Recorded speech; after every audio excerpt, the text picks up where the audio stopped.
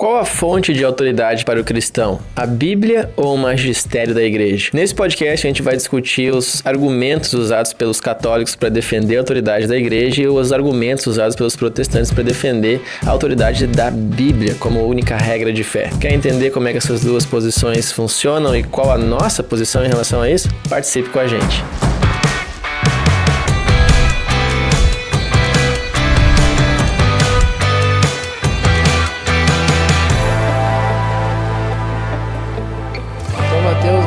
Podcast, dessa vez um bate-papo mais teológico. A gente vai tentar entender quais são as fontes de autoridade: Bíblia ou tradição? Bíblia ou a tríade tradição, magistério e escrituras, como os católicos entendem isso? Qual que é a autoridade para a gente tirar a orientação de vida, doutrina? Da onde que a gente tira isso? A gente tira só da escritura, só da Bíblia, ou são mais elementos? Então eu queria que tu começasse, Matheus. A gente vai discutir sobre isso porque a gente teve muitos comentários, muitas dúvidas, muito debate acontecendo no nosso canal do YouTube. Quando a gente postou alguma live sobre o catolicismo, tudo sobre catolicismo, a gente ficou quase 3 horas conversando sobre isso, vai estar linkado aqui esse material em algum lugar. E depois a gente fez recortes sobre essa live, sobre questões, pontos específicos da live, batismo infantil, esse tipo de coisa. E aí muitos católicos entraram nesses vídeos e começaram a debater com a gente.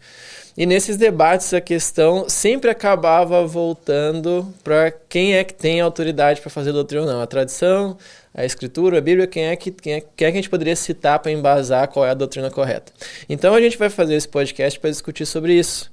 E aí eu queria que tu já começasse introduzindo o tema para nós, fazendo a pergunta diretamente, e depois eu vou ser o advogado do diabo dos argumentos contrários. Quem tem autoridade? É escritura ou é a igreja, tradição e magistério? E como é que protestantes e católicos se dividem nessa questão? Então, essa é uma pergunta que a resposta dela ela tem que ser dada dentro do tempo, que a gente está vivendo. Hoje é escritura. Mas a gente precisa respeitar a história e a forma como a própria escritura foi se constituindo, porque senão a gente cai no que normalmente é a pegadinha que tem nessa situação. E quando não tinha Bíblia? E quando não tinha escritura? E quando não tinha os livros? Como é que eles faziam? Não sei o quê. Então o que a gente precisa analisar é assim. Na verdade, a autoridade é a palavra de Deus. Essa é a autoridade. Não palavra de Deus sinônimo de Bíblia.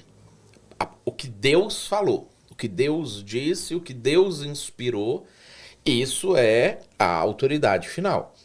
Que hoje, passados milhares de anos, desde que Deus começou a falar, e foi falando, nós temos isso escrito na Bíblia. Então, por isso que quando a gente vai falar sobre tradição ou Bíblia, a gente vai ficar com a Bíblia, porque nós reconhecemos que na Bíblia está contida a informação do que Deus falou. E a Bíblia é a palavra de Deus para nós hoje.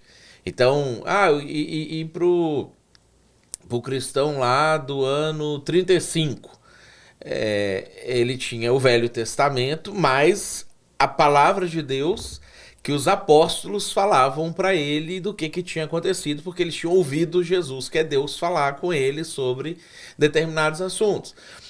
E o judeu lá do século, Davi, e na época de Davi, era o Pentateuco, porque é onde estava escrita a palavra de Deus, mais as coisas que ele ouvia Samuel contando para ele sobre o que tinha acontecido desde então, o que Deus estava falando na situação A, na situação B, não sei o que e tudo mais, até que aquelas informações que Samuel falou oralmente, a tradição, virou palavra, virou Bíblia,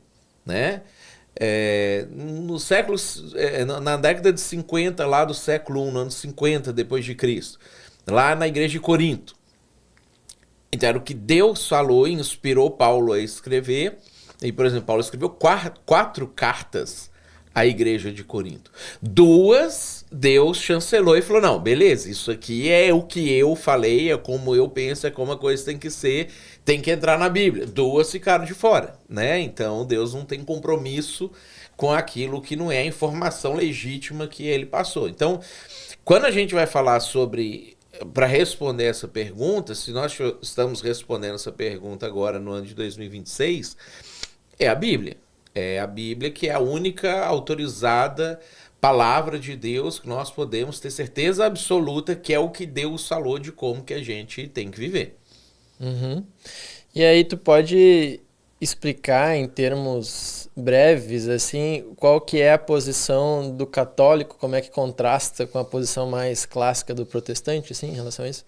Então, a posição atual do catolicismo é que, além da Bíblia, né, ou em conjunto com a Bíblia, a tradição da igreja, o posicionamento do Papa e dos papas ao longo da história, quando emite alguma informação chamada ex-cátedra, né, a partir da cadeira de São Pedro, teria um peso tanto quanto o peso da Bíblia para poder informar sobre como Deus se move, o que está acontecendo, qual é a vontade de Deus para o momento que nós estamos vivendo hoje, e também é o que daria a única interpretação correta e permitida para o que a Bíblia diz ou os textos dizem, e tira do leitor da Bíblia qualquer tipo de possibilidade de ele ler e fazer o que nós chamamos dentro do mundo protestante o livre exame das Escrituras, né? De eu conseguir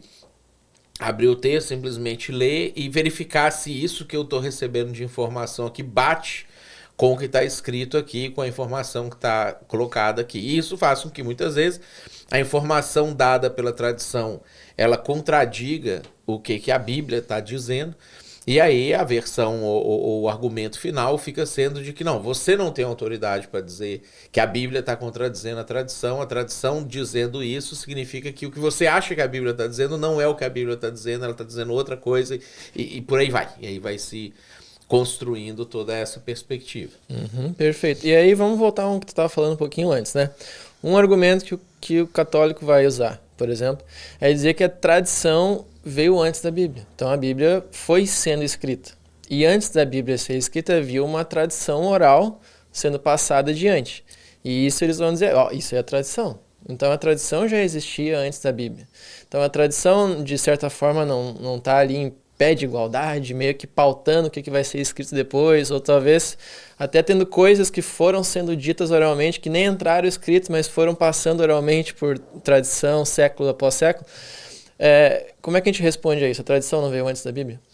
A tradição, enquanto informação, ela vem antes da Bíblia escrita, né? Então, o que nós chamamos de Bíblia hoje começa lá com o livro de Gênesis, começou a ser escrito por Moisés por volta do ano 1500 a.C., e a gente sabe que a humanidade não começou no ano 1500, e as próprias histórias que o Moisés vai contar no livro de Gênesis aconteceram 500 anos, 700 anos, 1000 anos, 2000 anos antes daquilo ali.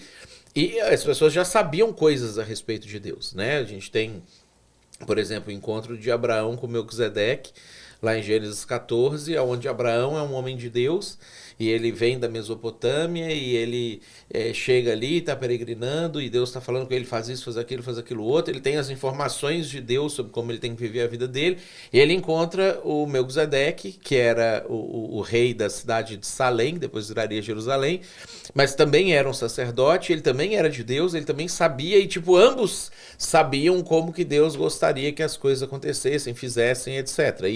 E isso é antes da Bíblia escrita, da nossa Bíblia, né, do que nós chamamos de Bíblia escrita. O que nós vamos observar ao longo da história é que sempre houve textos escritos sobre o que Deus tinha dito. E Enoque, por exemplo, ele começa a fazer as suas profecias, isso antes do dilúvio ainda, e ele escreve um livro. E esse livro era o que, sei lá, Noé considerava como Bíblia, o que Melquisedeque considerava como Bíblia. Como que essas pessoas sabiam o que Deus pensava sobre sacrifício, o que Deus pensava sobre dízimo, o que Deus pensava sobre elementos de culto, sobre o que era pecado e o que não era pecado, e etc. Eles sabiam porque eles escreviam isso. Uma vez que Deus falava, que Deus revelava uma informação, essas pessoas iam lá e escreviam essas informações.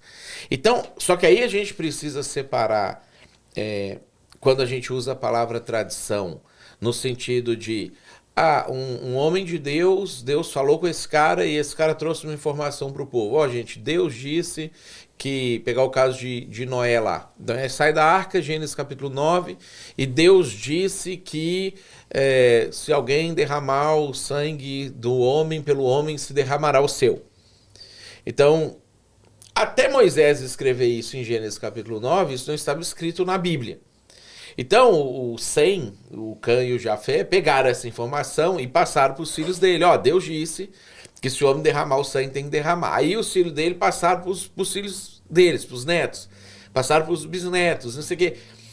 Só que essa tradição, a palavra tradição significa entrega, né? Literalmente significa você passar para frente, ou passar para o próximo, passar para o outro.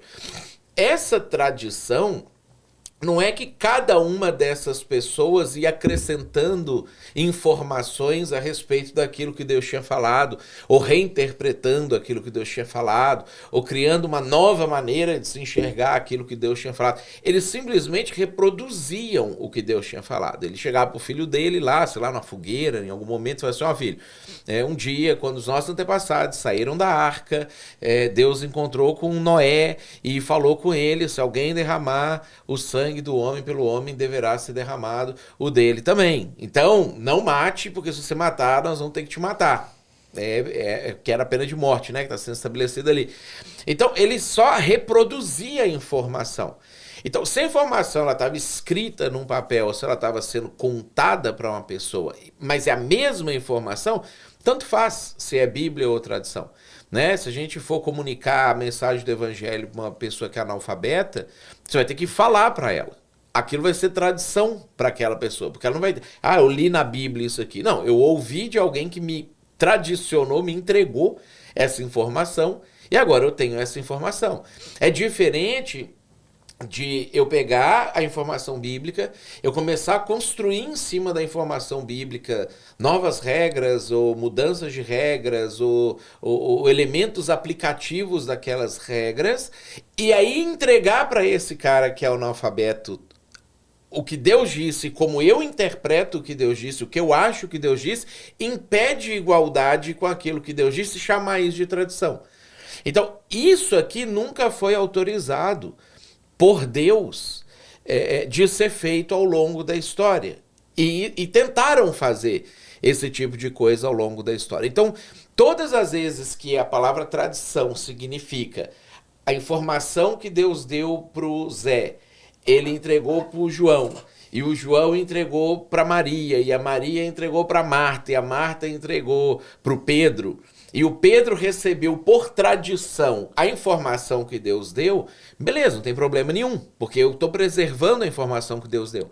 Então, se aí Pedro resolveu escrever essa informação para ninguém mais esquecer disso a partir dali, beleza, agora essa informação está escrita, a tradição foi escrita, foi registrada para não correr o risco de hora que o Pedro passasse para o Paulo dar uma alterada naquilo ali e as pessoas não terem acesso à informação original.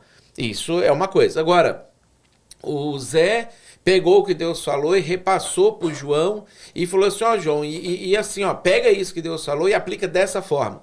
Aí o João pegou essas duas informações, o que Deus disse, como o Zé interpretou, e acrescentou mais uma percepção pessoal dele e passou para Maria. E aí a Maria pegou aquilo ali e acrescentou uma história de vida dela que encaixava naquilo ali e passou para Marta. E validar, não, essa é a tradição daqueles que foram passando a palavra de Deus um para o outro. Então, Deus não tem compromisso, inclusive na Bíblia é rechaçado, todas as informações que vão agregando a informação original que Deus trouxe, aquilo que Deus disse ou como Deus disse que a coisa deveria acontecer, deveria funcionar e etc. Então nós temos na Bíblia as pessoas que são inspiradas por Deus, autorizadas por Deus para poder falar em nome dele, até que todas as informações necessárias a respeito de Deus estivessem escritas e registradas, e a partir daí nós não podemos construir ou acrescentar ou mexer em mais nada dessas informações. Sim, não, eu entendo, mas aqui fazendo papel de advogado do diabo aqui, como eu falei, né? Se tanto faz como a informação chega, se é pela tradição, ou se é escrito, ou quem tu citou ali antes, né? Então eu não poderia ter algumas informações que foram escritas e algumas informações que João passou pro fulaninho, que era um dos pais da igreja, que está lá escrito em algum lugar. E aí aquilo lá orienta qual é a interpretação correta de algum texto, alguma orientação a mais que ele não escreveu por algum motivo, mas ele passou adiante e está registrado lá um dos pais da igreja, ou foi passando adiante. Não existe margem para esse tipo de coisa, para duas informações caminharem em paralelo.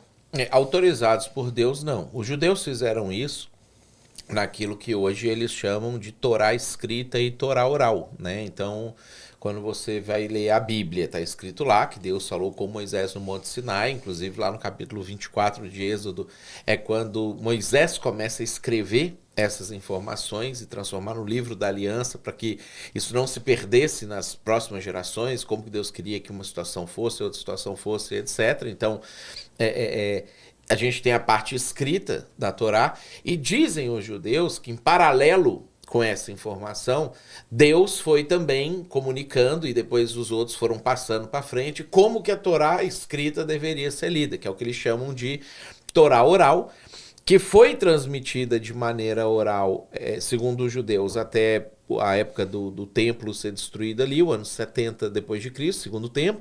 E aí, então, eles resolveram escrever a Torá oral e deram o nome de Mishnah para isso ali. E depois resolveram comentar a Torá oral e deram o nome de Talmud para aquilo ali. E para o judeu, a gente vai perceber essa mesma inclinação pela distorção do texto bíblico, como Deus deu para ser, ou a informação que Deus trouxe de fato.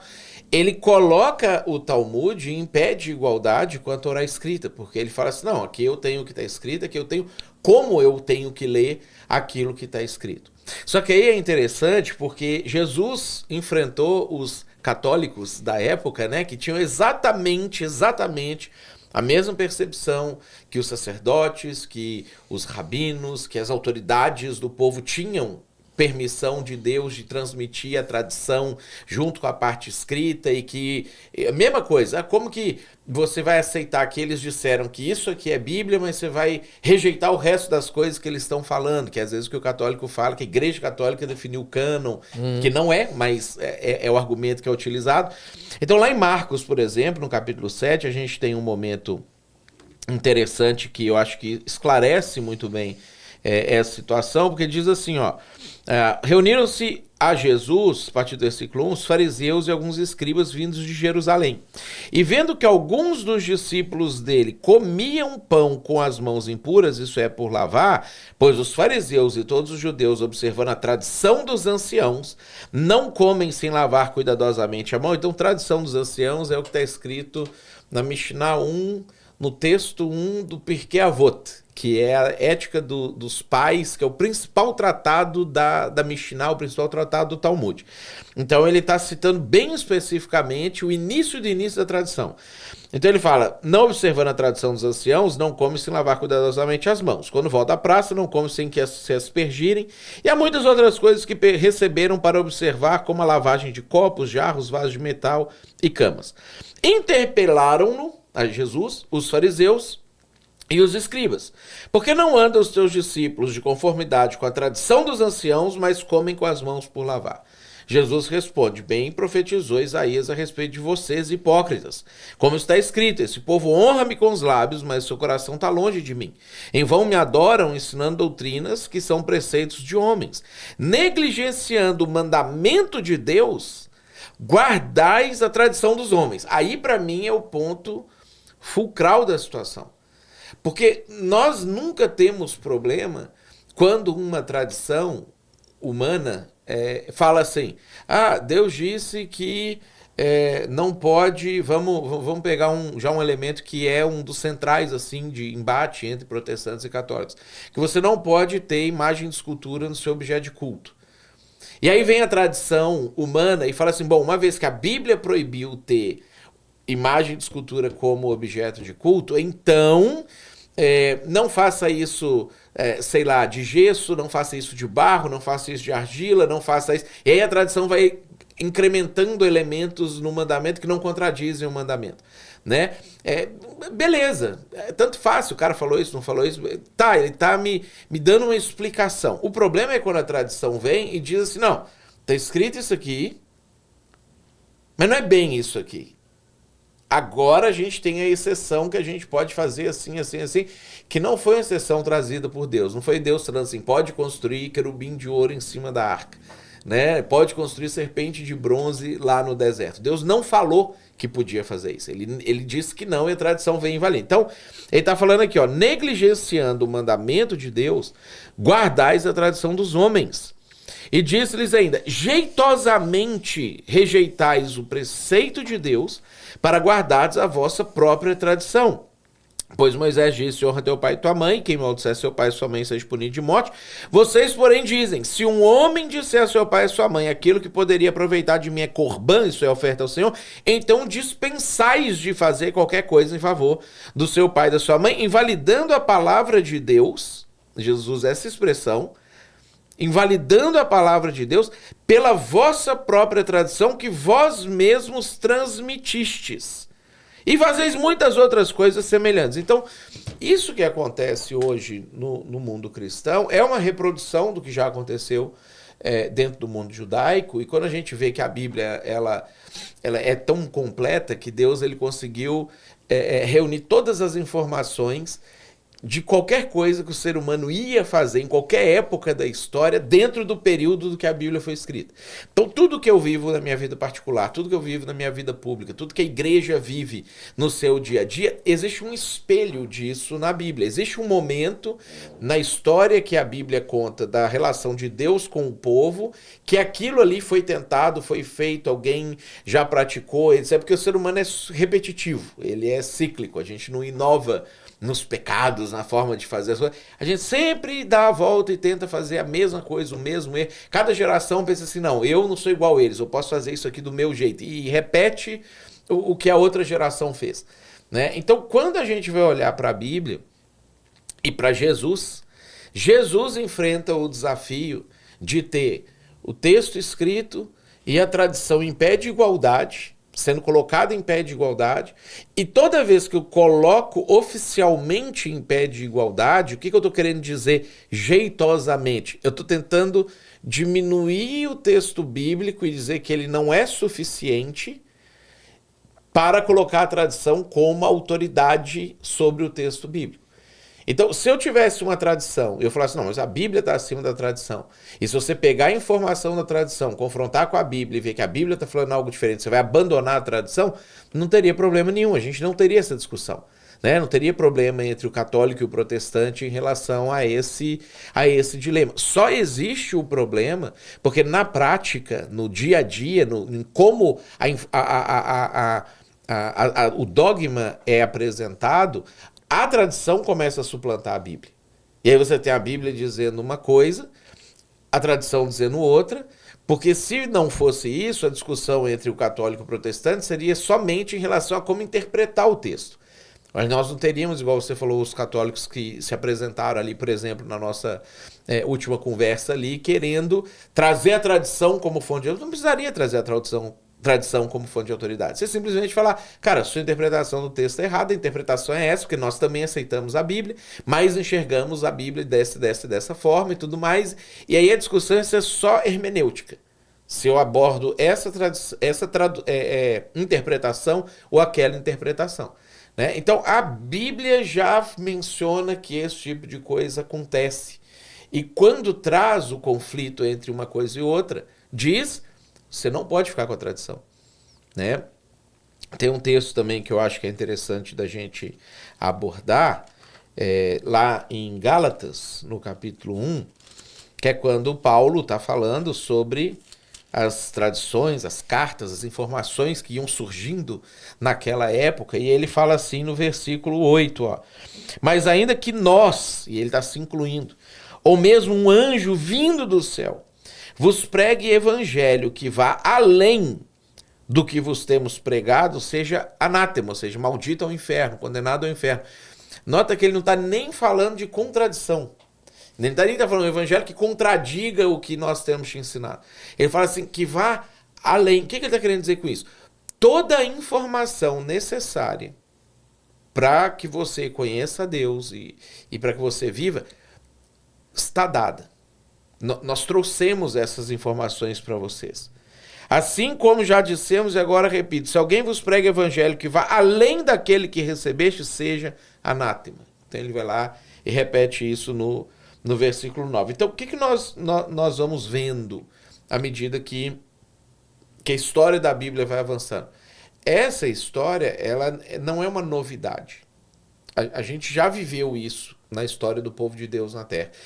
E Deus já deu uma resposta a respeito disso. Como que ele pensa em relação às nossas tradições? Nós somos falhos. Ninguém que não seja Deus pode falar em nome de Deus sem que Deus tenha dito para ele que ele pode falar em nome dele, né? E nós vemos claramente que o período de Deus falar em nome de pessoas encerra quando Jesus e as pessoas que receberam a informação de Jesus disse assim, vai lá e fale, e faça, e informe, e diga, que é quem nós chamamos de apóstolos, morreram. Aquilo cessou. Então nós não temos mais apóstolos no mundo hoje para poder falar sobre a doutrina dos apóstolos segue com Pedro, que é o Papa, que é o sucessor de Pedro, que é o sucessor apostólico e etc. Porque não existem mais informações a serem dadas. Existem, vamos pegar as informações que existem e vamos viver isso, e praticar isso, e aplicar isso dentro da nossa realidade. Entendi. E aí, muito do que tu tá falando, tu tá pautando em cima da Bíblia ser esse livro inspirado e, portanto, fonte de autoridade daquilo que Deus disse. O que significa esse conceito de livro inspirado? E como é que a gente sabe que esses aqui são livros inspirados? Como é que a gente define isso? A gente define da seguinte forma. O Antigo Testamento, ele é bem mais fácil da gente definir, porque basta a gente pegar o que Jesus disse sobre o Antigo Testamento. Então, por exemplo, uma das controvérsias que existe entre protestantes e católicos é porque que o protestante não aceita os 7 livros a mais do Antigo Testamento que existem na Bíblia Católica. Macabeus, Tobias, Judite, Siraque, Sabedoria, etc. Eclesiástico. Nós não aceitamos porque Jesus não validou esses textos bíblicos quando ele estava aqui. Então, além deles não terem, nós não temos, e vários deles nem terem sido escritos em hebraico, não terem sido escritos ou orientados pelos profetas. Jesus não cita esses livros enquanto ele está aqui, então você vê que Jesus não atribui a eles autoridade de Bíblia. Jesus ele não usa esses livros para validar o seu próprio ministério. Então, quando você vê, por exemplo, lá em Lucas capítulo 24, Jesus falando sobre eu vou provar que eu era mesmo Messias, que eu tinha que morrer, ressuscitar, não sei o que. Ele usa a lei, os profetas e os escritos, que são os 39 livros que nós temos na Bíblia protestante, que exclui esses 7 livros que não se classificam em nenhuma dessas categorias. Essa é a maneira que o judeu definia. Os judeus, na época, já tinham, obviamente, sob a orientação do Espírito Santo, definido. Cara, esses são os livros que nós podemos reconhecer como autorizados por Deus, e a gente vai viver a partir deles, embora esses não eram os primeiros livros que eles tinham tido acesso sobre coisas que Deus falou. Como eu falei, eles já tinham tido acesso ao livro de Enoque. Lá no livro de Judas, ele vai citar a assunção de Moisés, ele vai citar Enoque. Lá no Antigo Testamento, quando você vai lá em Josué, em 2 Samuel, você vê que eles às vezes citavam um tal de livro de Jazar, né? O livro dos justos, dependendo o Sefer HaYashar, que dependendo da tradução vai traduzir ou o nome do cara ou o significado do nome do sujeito. Que você vê que eles tinham um livro que ficava meio que orientando eles e norteando eles. que não entrou no cânon e Jesus não cita esse livro. Então, uma vez que Jesus não valida esse livro como inspirado, não tem por que ele estar no Antigo Testamento. No Novo Testamento, nós temos como inspirado os livros que reconhecidamente foram escritos por apóstolos ou que andaram com os apóstolos, orientados pelos apóstolos, no caso de Marcos e Lucas, sobre Jesus. Então, o válido, por exemplo, no livro de Lucas, no livro de Marcos, de Mateus, não é o que eles pensam, é que eles registraram de maneira fiel o que Jesus disse.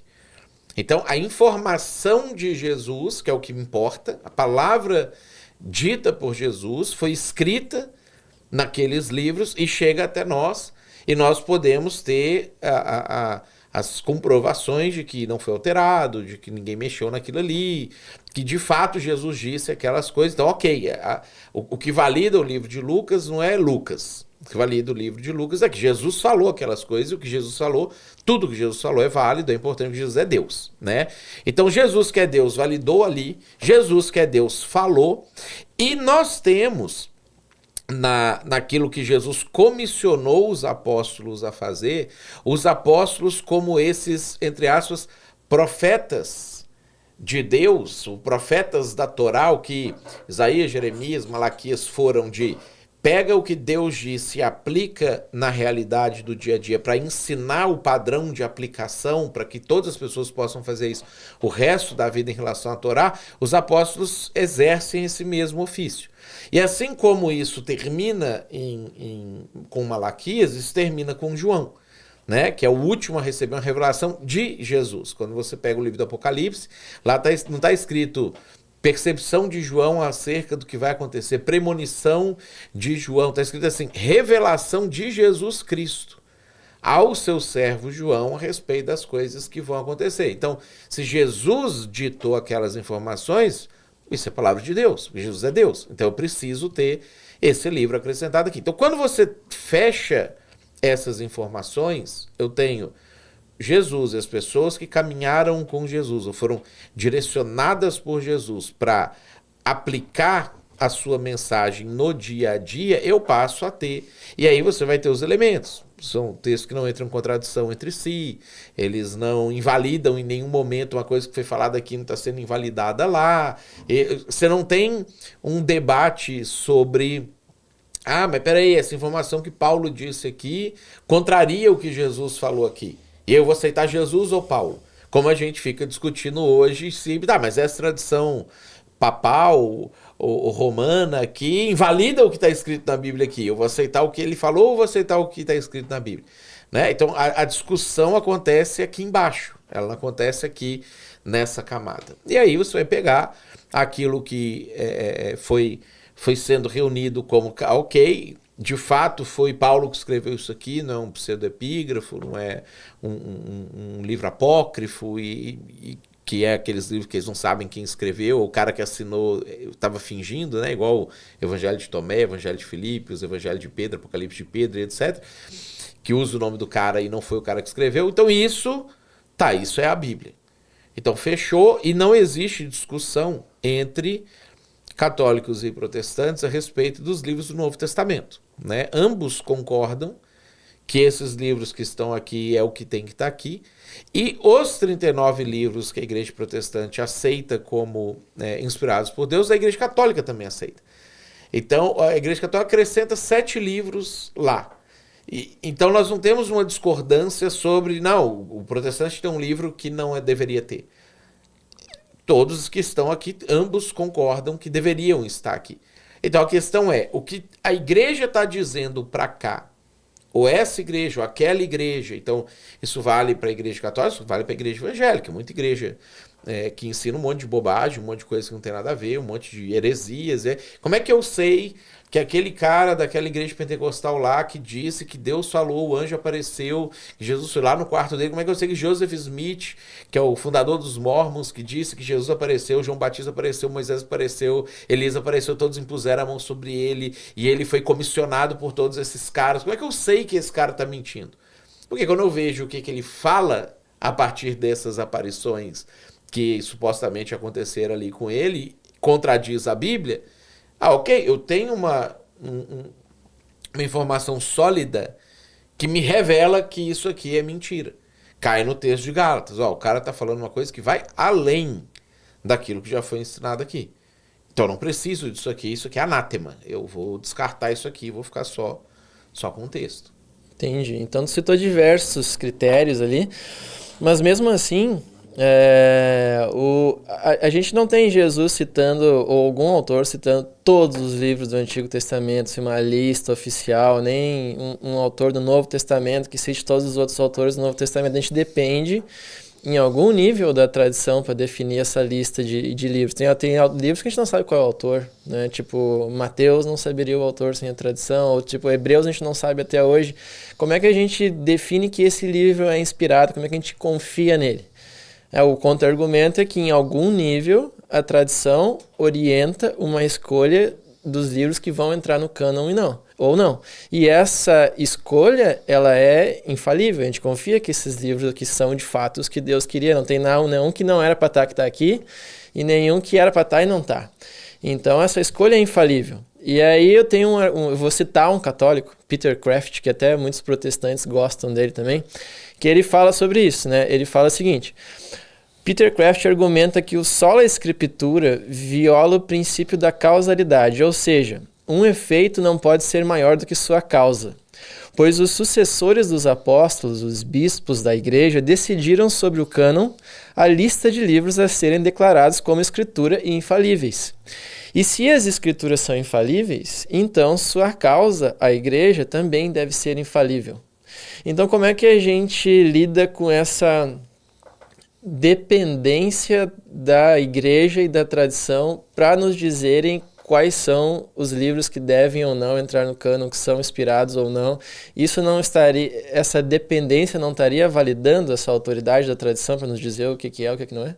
Então, isso entra naquilo que eu estava falando lá no começo, que é a parte da tradição que não tem problema de a gente entender que, teve o discípulo de Pedro, o discípulo de Paulo, o discípulo de Mateus, o discípulo de João, que pegaram esses escritos, eles se reuniram, falaram assim, cara, vamos juntar tudo isso que eles falaram num lugar só pra gente ter essas informações para sempre, pra nunca se perder e ninguém nunca alterar isso aqui, e ninguém nunca dizer que João disse que Jesus falou uma coisa que João não disse que Jesus falou, e Mateus disse uma coisa que Jesus falou que Mateus não disse que Jesus falou, e a gente conseguir garantir que as informações passadas aqui fiquem preservadas para sempre. Vamos! Aí eles se combinaram a respeito disso, porque a gente tem que lembrar que nessa época não existia igreja católica, apostólica romana, né? A igreja de Roma nem era a principal igreja nessa época. A igreja de Jerusalém era a principal até a destruição do templo, depois a igreja de Antioquia, depois a gente tinha os patriarcados de Alexandria e Antioquia, junto com as igrejas da Ásia Menor, junto com a igreja de Roma. Então, nessa época, a igreja nem era católica apostólica romana, essa igreja nem existia. Eram discípulos dos apóstolos que se reuniram, começaram a conversar e falaram assim, cara, o que você tem aí? Eu tenho 7 cartas aqui, 2 evangelhos. E você, eu tenho mais 2 evangelhos e mais 8 cartas aqui. Cara, vamos juntar? Vamos. Aí o outro fala, cara, eu tenho um Apocalipse aqui que João escreveu, vamos juntar? Vamos. E era isso que eles estavam fazendo. Então, a igreja, enquanto corpo de Cristo, obedecendo o que Cristo falou, transmitindo a palavra de Jesus, ela é infalível, né? Então, nós estamos falando do corpo de Cristo. Então, o corpo de Cristo é orientado pelo Espírito Santo para poder fazer isso ao longo do tempo. Essa tradição, ela não é a tradição a qual a Igreja Católica se apega para dizer que ela pode mexer no que está escrito aqui e criar novas coisas. Aí o argumento católico tenta fazer esse tipo de confusão para a gente tentar aceitar que, como é que eu vou fazer? Porque se eu não aceitar que a igreja primitiva lá, a igreja da patrística, definiu que esses livros eram realmente palavras de Jesus e dos apóstolos sobre Jesus e etc., aí eu sou obrigado a aceitar isso aqui, que está contrariando isso aqui. E isso aqui está dizendo uma coisa diferente disso aqui. Não, eu vou ter que aceitar isso aqui porque eu tive que aceitar isso aqui. Então, isso é uma falácia argumentativa, porque nós não estamos falando da mesma tradição. Nós estamos falando da pessoa que reuniu com o outro e falou assim, eu recebi um documento aqui que Mateus mandou. E eu sei que foi Mateus que eu estava junto com ele. Aí o outro falou assim, não, eu também estava junto com ele. O outro falou assim, não, realmente, isso é verdade, podemos aceitar. E esse testemunho, tradição, validou que, de fato, foi Mateus que escreveu aquilo ali. Igual quando apareceu um evangelho de Pedro lá, os caras começaram a olhar e falaram assim, não, Pedro não escreveu isso aqui não. Não, eu nunca vi Pedro falando sobre esse assunto aqui. Não, isso aqui são os gnósticos. Eles estão fingindo que foi Pedro que escreveu pra gente aceitar essa doutrina deles. Não, joga isso fora, porque isso é porcaria, isso não presta. Isso aqui. Então, nós confiamos no testemunho que essas pessoas deram, não só pelo fato de que ele era o bispo tal, o fulano de tal, mas porque era um testemunho unânime da igreja toda. Na época não era o clero detendo o poder, segurando aqui, falando em latim, as pessoas não entendiam o que o cara estava falando, eles confabulavam e etc, etc.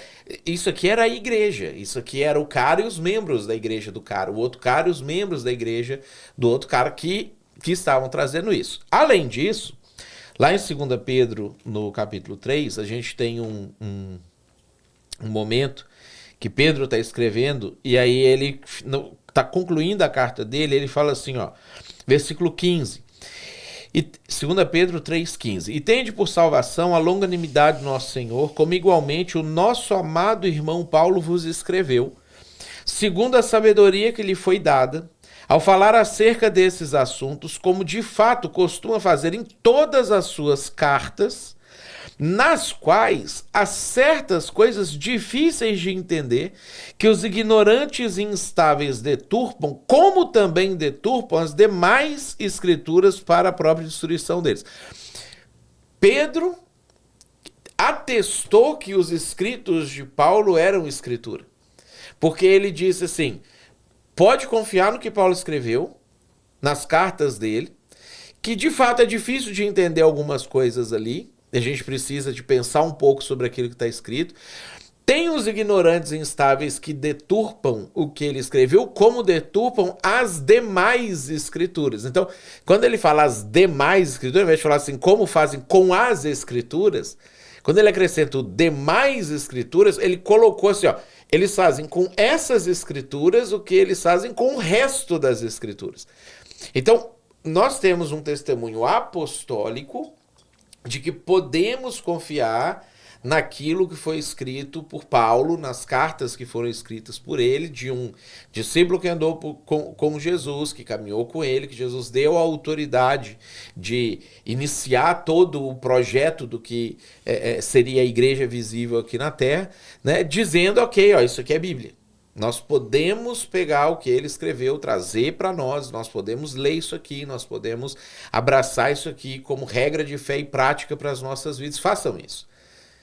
E em momento nenhum ele está mandando, e assim, a partir de agora eu vou transferir o meu poder para Clemente, eu vou transferir o meu poder para o outro fulano de tal, que vai transferir o poder para Inácio, que vai transferir o poder para Urbano, que vai transferir o poder para Leão, que vai transferir o poder para João Paulo II, que vai transferir o poder para Leão XIV.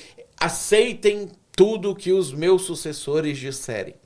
Em momento nenhum os apóstolos dizem que isso aconteceria. Então eles falam, Paulo diz em 2 Timóteo 3,16, toda a escritura é inspirada por Deus e é útil para o ensino, correção, ele vai e fala sobre a importância da escritura.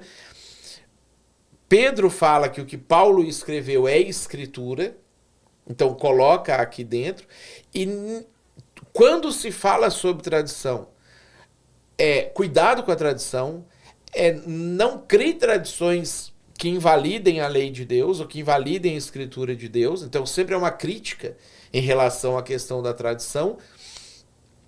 E em nenhum momento é dito, iremos transferir esse poder para os nossos sucessores, continuem ouvindo os próximos apóstolos que virão depois de nós.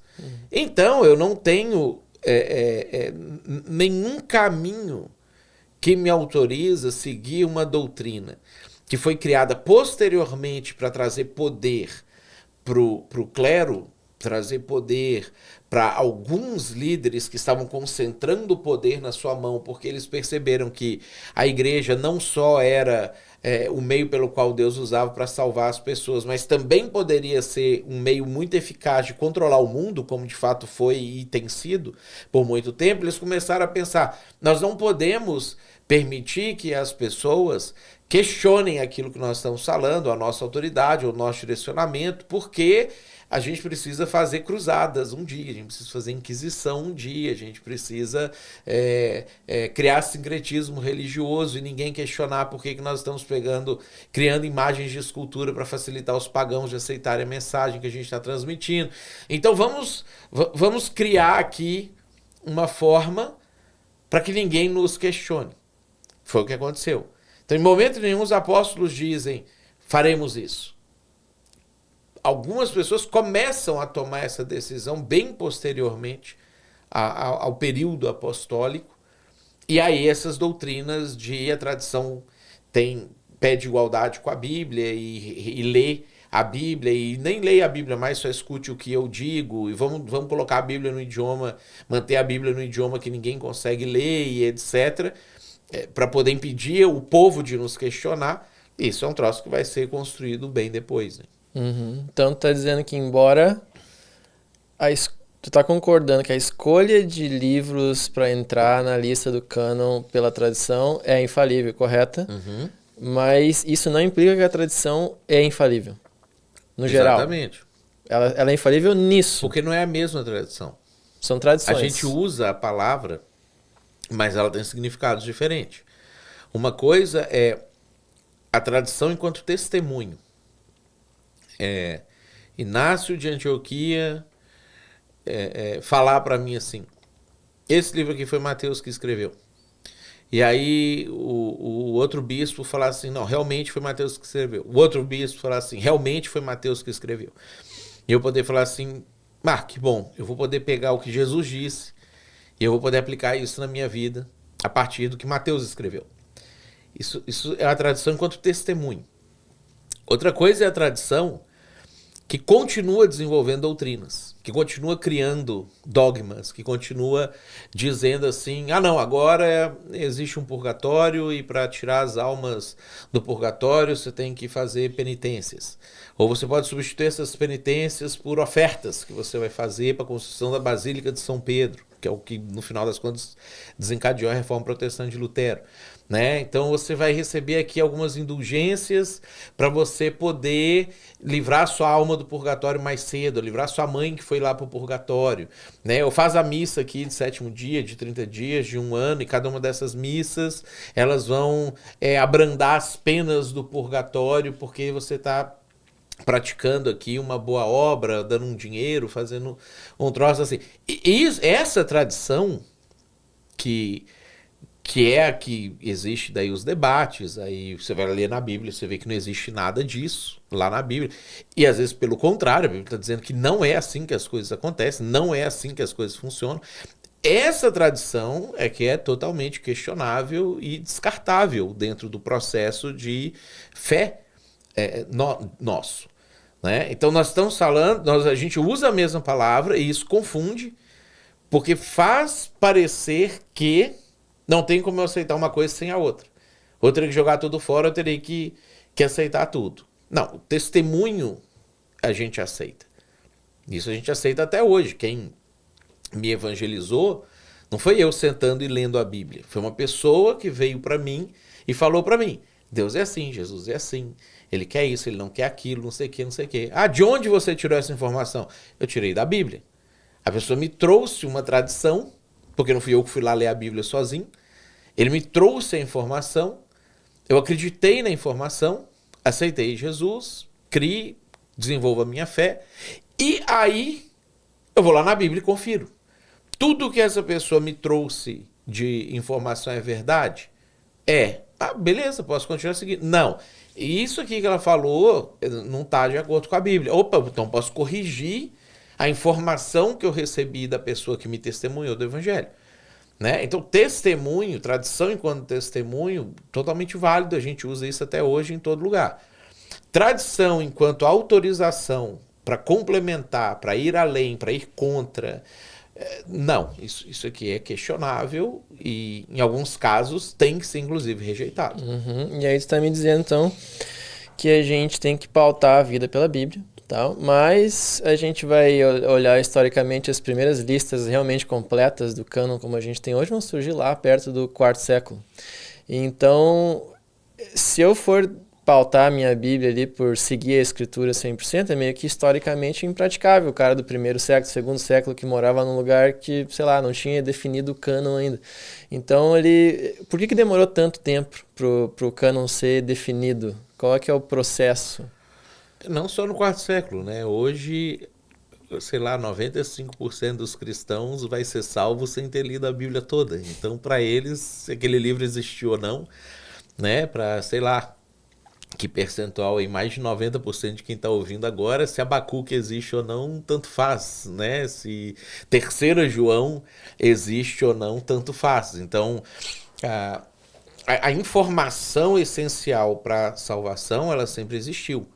Mesmo quando ela não estava escrita, ela era comunicada. As pessoas que conheceram a história de Jesus e conheceram Jesus e etc., falavam sobre isso. Estima-se que o livro de Marcos, por exemplo, que foi um dos primeiros a ser escritos, junto com Gálatas, foi escrito ali entre 45 e 50 depois de Cristo. Nós estamos falando de 15 a 20 anos depois de Jesus foi embora.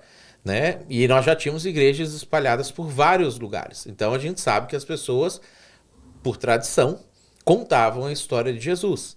Elas só chegavam lá e falavam assim, vou te contar, tinha um homem lá, e a gente vê isso nas pregações de Paulo lá em Atos, como é que ele fazia isso. Ele chegava e falava, e aí veio e ele cumpriu tudo aquilo que o Antigo Testamento, que era a Bíblia que eles tinham até então, disse a respeito dele. E aí as pessoas que ouviam aquilo que Paulo falava a respeito de Jesus, se eles acreditassem nessa informação, eles eram salvos. Só que aí, como eles não tinham Bíblia, aí eles começavam a aceitar o evangelho e fazer um monte de outras coisas erradas. Aí vem as cartas. Aí começa a falar assim, cara, isso aqui não pode fazer. Não é daquele jeito. Vocês estão achando que Jesus já voltou, pararam de trabalhar. Não, Jesus não voltou. Antes de Jesus voltar, vai acontecer tal e tal coisa. Que Jesus já tinha falado lá no Sermão do Monte, no sermão escatológico, em Mateus capítulo 24. Só que como Mateus ainda não tinha escrito isso e as pessoas não tinham recebido essa informação, e quando Paulo foi lá pregar, ele não falou aquilo ali para as pessoas, elas passaram a acreditar de maneira errada. Aí chega a informação que elas estão acreditando de maneira errada, aí a informação certa chega para ele através de uma carta, que depois Mateus fala, tá bom, vou sentar e vou escrever isso aqui, porque aí acaba essa questão, essa discussão, essa dúvida.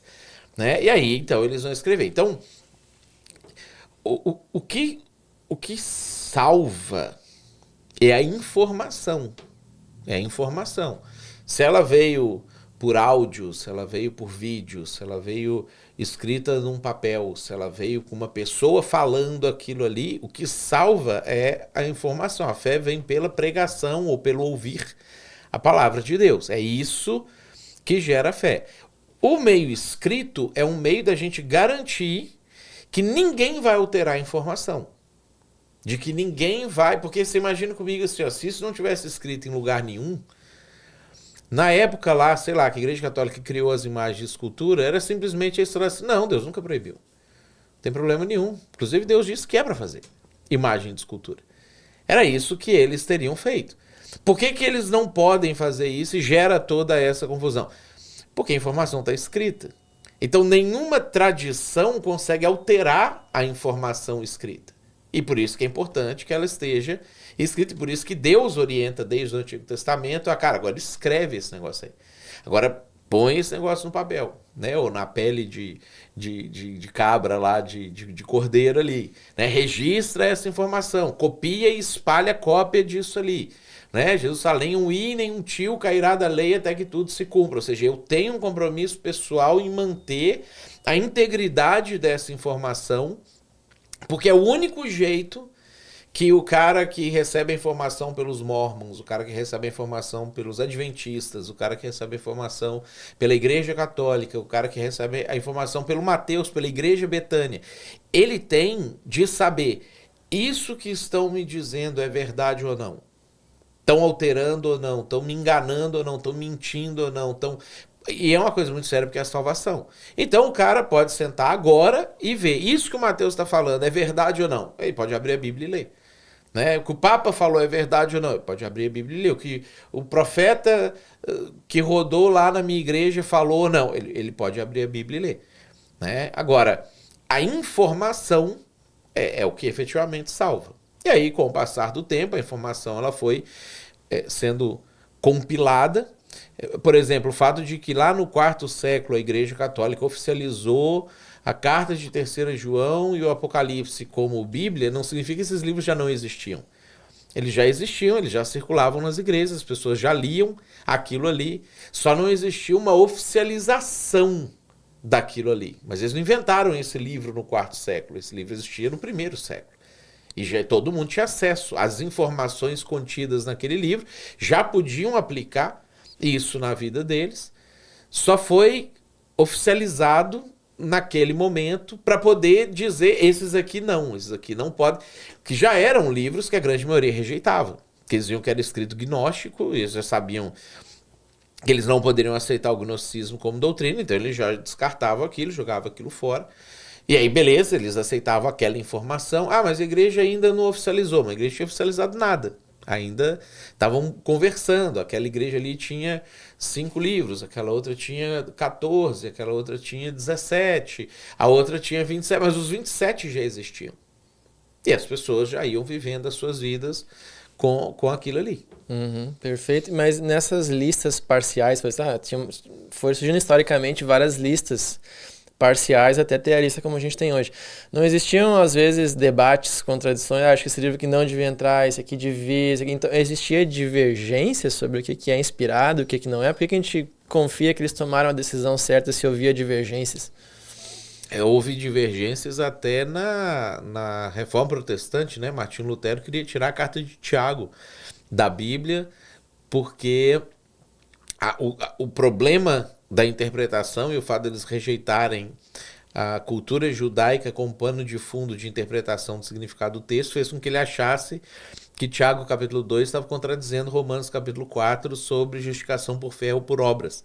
Né? E ele quis tirar o livro de Tiago, não deixaram, ele falou, não, esse livro é palha, vai queimar no dia do juízo final e não sei o que e tudo mais. Então assim, o debate existia porque existiam interesses pessoais, porque existiam dificuldades de interpretação, porque existia ignorância das próprias pessoas que estavam acessando aquilo ali. Então, volta e meia, uma das pessoas que era importante, que tinha uma tese em relação a algum daqueles livros, começava a implicar com o livro, achar que o Apocalipse é fantasioso demais, isso aí não deve ser verdade. Já tinha um pessoal da teologia liberal naquela época, né, que olha para a Bíblia e descarta tudo aquilo que parece sobrenatural.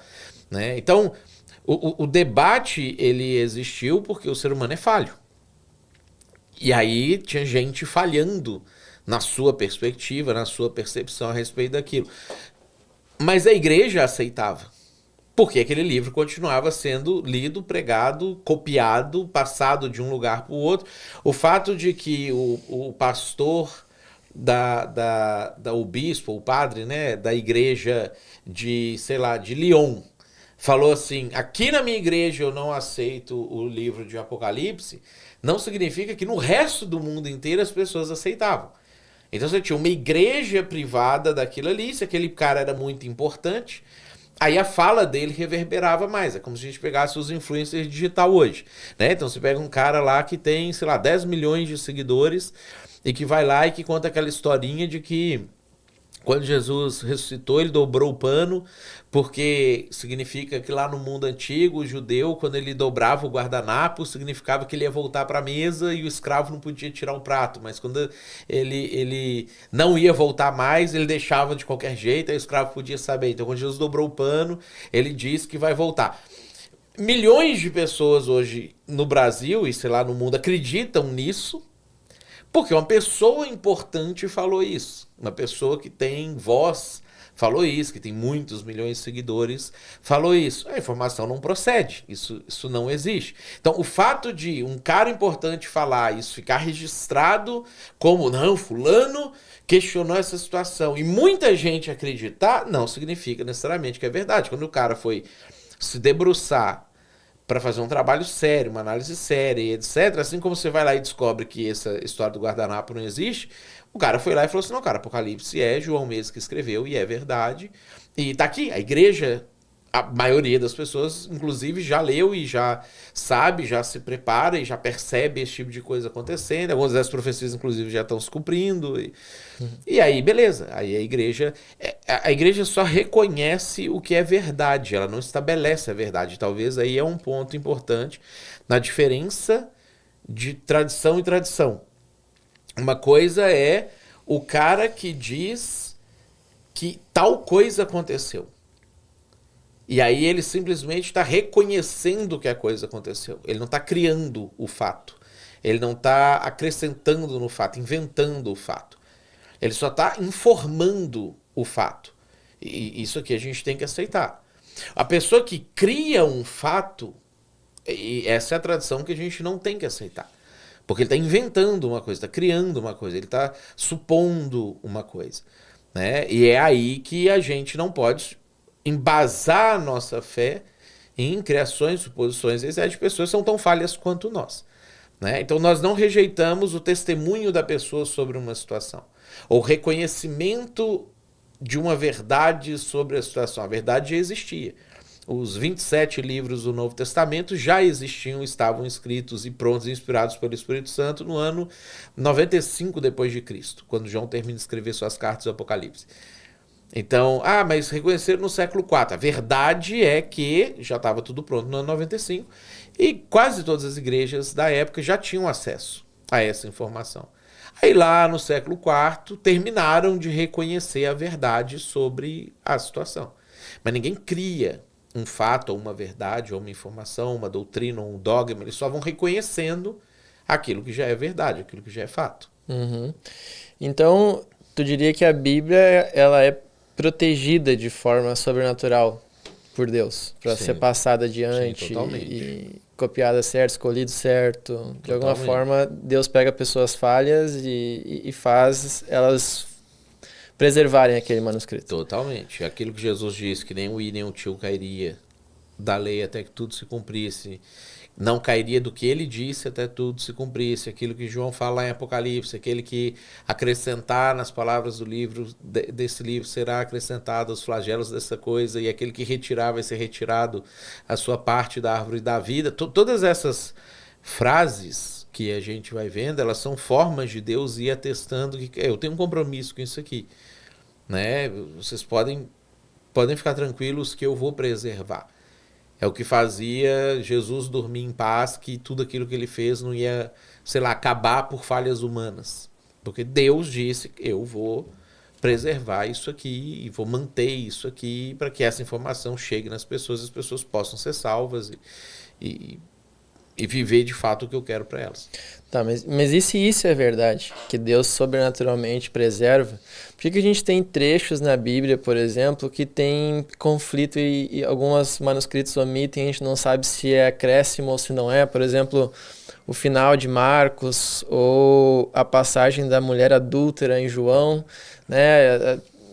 A gente não sabe qual manuscrito está certo, sem a tradição ir lá e dizer, talvez, mas por que existe isso na Bíblia, essas dúvidas em relação a trechos da Bíblia, se ela deveria ser preservada sobrenaturalmente? A gente sabe o que está certo, né? A gente sabe que a história da mulher adúltera está certa, a gente sabe que o final longo de Marcos está certo, que ele não termina lá no versículo 9, ele continua e vai até a grande comissão e a promessa de Jesus, igual àquela que Jesus faz lá em Mateus. Em alguns momentos da história, algumas pessoas omitiram trechos daquilo ali. Essas omissões de trechos chegaram a algum tipo de estudioso e principalmente esse pessoal que gosta de questionar a Bíblia. Eles pegaram esse trecho e falaram, tá vendo aqui, ó, não dá pra confiar porque tiraram o negócio aqui, agora eu não sei se tem ou não tem. Não, tem. Esse manuscrito é errado, esse documento foi copiado errado. Tipo, eu, Mateus, posso agora fazer uma cópia, omitir, passar para frente, aí todos os membros da minha igreja vão lá e acreditam nisso, e pegam isso e passam para frente, aí daqui a 100 anos as pessoas chegam aqui no Rio Grande do Sul e falam assim, não, aqui eles têm uma versão da Bíblia diferente da que nós temos, será que a nossa está errada? Não, obviamente que a deles está errada, porque eles omitiram uma passagem, omitiram um texto, e isso foi transferido, transmitido dentro de um contexto controlado e aqui pequeno, e obviamente que o texto correto é o texto esse, que é o completo, que tem mais tempo de existência, que está presente em mais comunidades. Então, assim, o fato de nós não reconhecermos a verdade não significa que a verdade não existe. Esse que é um ponto importante que às vezes a nossa maneira contemporânea de relativista de pensar verdades e não sei o quê, parece que a gente é que vai estabelecer o que é a verdade. Ou a tradição vai estabelecer o que é a verdade, a igreja vai estabelecer o que é a verdade. Não, a verdade existe. Nós temos que descobrir a verdade. Nós temos que reconhecer a verdade. Ninguém tem capacidade de estabelecer verdade. E aí volta para essa situação. Quando eu tenho uma tradição que está procurando estabelecer uma verdade, ela é muito questionável, né? Quando eu tenho uma tradição que está testemunhando a verdade, beleza, eu tenho um cara falando que, cara, eu vi. É isso aqui, porque eu vi. Eu não estou acrescentando uma informação, criando mais um fato. Eu estou só dizendo o que aconteceu. Aí o papel investigativo nosso, como dos teólogos aí do passado, arqueólogos, escriptólogos e etc., é o que vai fazer a diferença para a gente entender qual é a verdade sobre esse assunto. E não vou estabelecer a verdade sobre esse assunto, eu só descubro. Uhum. Interessante. E aí os teólogos católicos, eles vão usar às vezes a própria Bíblia contra ela mesma, digamos assim, para ir contra o princípio do sola escritura, quando eles vão afirmar duas coisas. Uma delas é que a Bíblia, embora citou alguns, a Bíblia não tem um texto que explicitamente diga que a Bíblia é a única, exclusivamente a única fonte de autoridade. Não tem um texto que diga isso explicitamente. E outros textos, por exemplo, Tessalonicenses 2,15, fala que assim, pois, irmãos, permaneceis firmes e guardai as tradições que vos foram ensinadas, seja por palavra ou seja por epístola. Então, ele está falando de escrito, mas não escrito também. Então, a ausência de um texto dizendo que só a palavra escrita é a fonte de autoridade exclusivamente. E esses versículos como esse daqui não são um argumento que usa a própria Bíblia para dizer que não é só a Escritura. Uhum. A segunda Tessalonicenses foi escrita no ano 51, depois de Cristo. Então, o evangelho de Marcos estava sendo escrito. Não existia nenhum evangelho ainda, e o de Marcos estava sendo escrito e nem era com Paulo, porque nessa época aqui, Paulo e Marcos tinham brigado, e Marcos tinha ido embora com Barnabé, depois ele se juntou a Pedro, e ele está escrevendo o evangelho lá. Então, quando Paulo vai lá e fala para os Tessalonicenses para guardar as tradições que vos foram ensinadas, quer por epístolas, que são as cartas, porque ele já tinha mandado a primeira, está mandando a segunda para eles, quer por palavra, ele está dizendo assim, aquilo que eu te contei sobre a história de Jesus, que Pedro me contou, que Tiago me contou, que João me contou, que Barnabé me contou, que as pessoas que andaram com Jesus me contaram, e eu agora estou contando para vocês, vocês têm que guardar. Porque vocês precisam guardar informação sobre Jesus. Jesus veio, Jesus viveu, Jesus fez isso, fez aquilo outro. Ele morreu, foi crucificado, morreu, ressuscitou, está vivo, vai voltar. Ainda não estava escrito isso em nenhum lugar oficial, vamos dizer assim. Nem o Evangelho estava escrito. Então vamos pegar, por exemplo, lá em 1 Coríntios, capítulo 11, quando Paulo fala sobre a ceia. Quando ele fala sobre aquilo, ainda não estava escrito em nenhum evangelho sobre como foi a ceia. Então Pedro, Tiago, João, Filipe, Bartolomeu, Natanael, toda a galera que participou da ceia, contava. Gente, quando a gente chegou lá, sentou na mesa, não sei o quê, e em determinado momento Jesus pegou um pão, partiu, nos deu e disse, isso é o meu corpo, que é dado por vós, façam isso em memória de mim. Depois, quando a gente terminou de jantar, ele pegou um cálice e falou assim, esse cálice é a nova aliança no meu sangue, tomai e bebei, façam isso em memória de mim. E eu quero que vocês fiquem fazendo isso agora continuamente. Então, quando Paulo chega lá e ele escuta essa história deles, dos apóstolos e do pessoal, ele participa de uma ceia e não sei o que, e ele conta.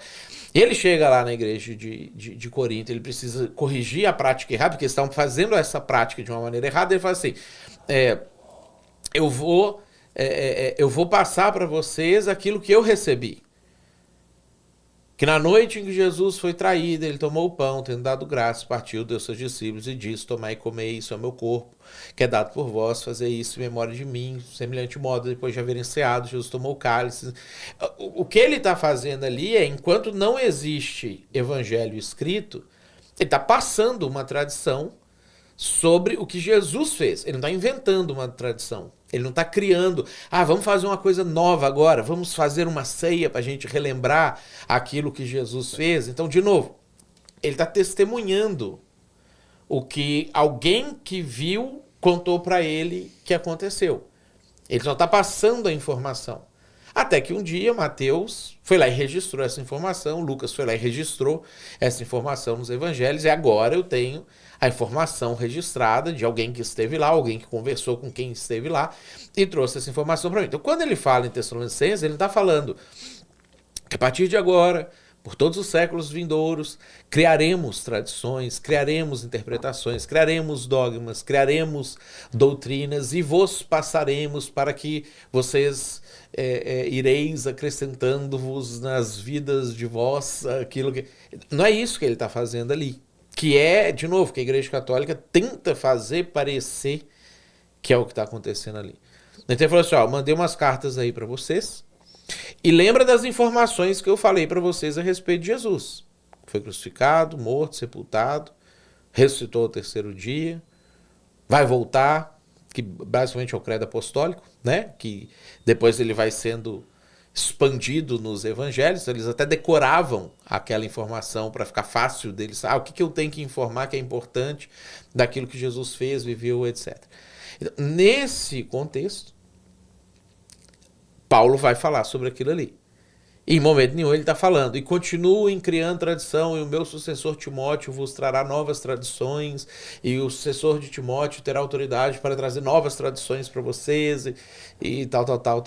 Até porque, se fosse por essa lógica, Paulo nem poderia trazer tradições, porque ele não era o Papa, né? Ele não era Pedro, ele não tinha o poder da cadeira, ele nem fazia parte do colegiado apostólico dos apóstolos e etc. Ele, em Atos 15, por exemplo, ele está lá como uma testemunha, ele nem pode decidir nada do que está acontecendo, né? Então é isso que vai acontecer. E sim, nós temos um texto bíblico em Gálatas, por exemplo, falando que se alguém falar alguma coisa que vai além disso aqui, seja maldito ao inferno.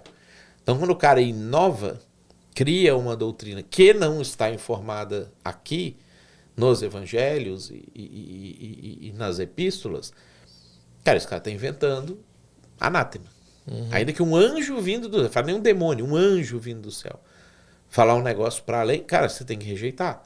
Então, se ainda que um anjo vindo do céu falasse alguma coisa que viesse além, eu teria que rejeitar, por que eu tenho que aceitar alguma coisa que um homem que eu não conheço, e que a gente olha para a história e vê vários papas, quão malignos eles foram, usando o termo do Antigo Testamento, homens de Belial, eles foram papas que tinham amantes, filhos, papas que queriam só dinheiro, papas que praticavam orgias dentro do Vaticano e não sei o quê. Por que eu vou aceitar que esse cara tem autoridade para poder me falar alguma coisa que vai além daquilo que já foi colocado aqui, né? Então não. Então isso vale para o Papa, isso vale para mim, isso vale para o anjo Gabriel, se ele aparecer aqui. A regra vale para todos. Mas, aí para a gente encerrar o nosso debate aqui, mas se a gente for pelo lado, o católico vai argumentar, por exemplo, que o que o Papa faz, ou a tradição faz, ou o magistério faz, na verdade, não é necessariamente uma inovação, mas é um desempacotar de algo que já estava em germe, né, na tradição original ou na Bíblia original, E ele só traz à luz ou desenvolve aquilo ali. Ele não cria aquilo ali do nada. E aí ele vai argumentar que isso é uma coisa legítima de se fazer porque eles são a sucessão dos apóstolos e tinha essa tradição de imposição de mão. A gente vê em Atos acontecendo imposição de mão, simbolizando essa passagem de autoridade, até de poder e Espírito Santo, né, às vezes. Então havia uma sucessão de, digamos, intérpretes autorizados, que seriam os caras que ditariam os rumos. E isso é uma coisa que vai, e eles vão argumentar que existe um testemunho histórico disso, de quem sucedeu quem e foi criando uma cadeia de sucessores, de intérpretes autorizados.